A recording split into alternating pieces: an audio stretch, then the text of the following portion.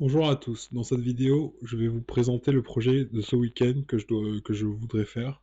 Donc en fait, il s'agit d'un programme qui permet d'aller chercher des informations sur un site et de mettre ces informations dans un tableau Excel. Donc moi j'ai choisi Card Market parce que c'est un site où on peut avoir des prix de cartes par des vendeurs particuliers. Donc l'idée c'est que j'ai fait en TypeScript une classe robot. Donc ici on lance pardon, c'est RoboCard, voilà. Du coup, dans RoboCard,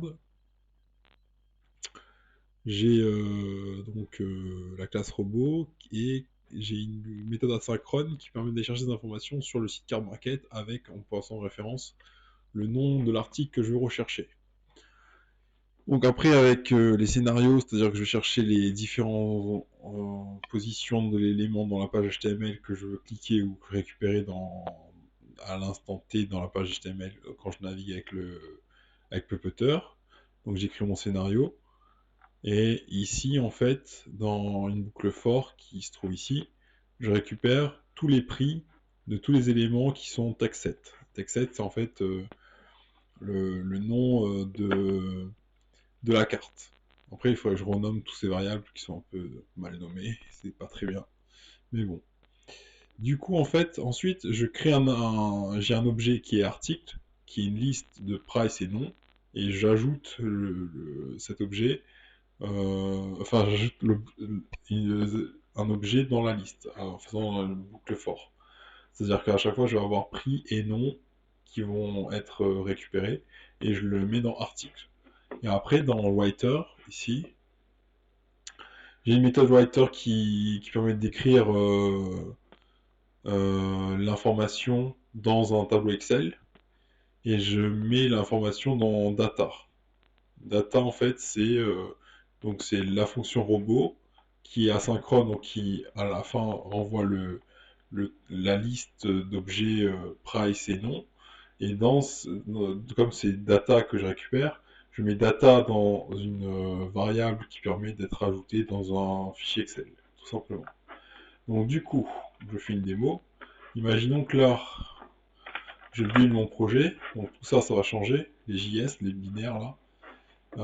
Et je peux vous montrer après comment j'ai fait pour faire le TypeScript. Du coup, ensuite je lance mon writer. Donc, mon puppeteer, je le visualise avec une option et je le ferme pas. Donc je pourrais le fermer avec un close, mais pour l'instant je le laisse ouvert.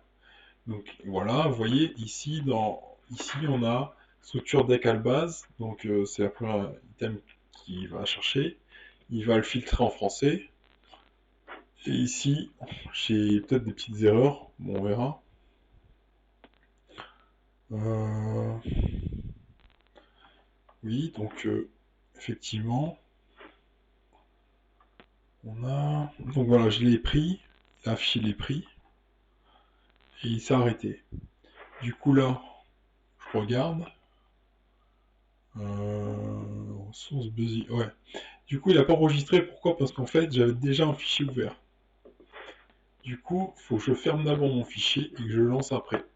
Et quand je vois qu'il est fermé, c'est que j'ai plus le point texte XLXS. Parce qu'en fait, il y a un lock sur le fichier, un verrou sur le fichier quand il est ouvert. On ne peut pas l'écrire tant qu'il est ouvert. C'est le principe d'Excel et de certains logiciels qui permettent de sauvegarder des données quand il est ouvert. Et ben, ça empêche de le faire.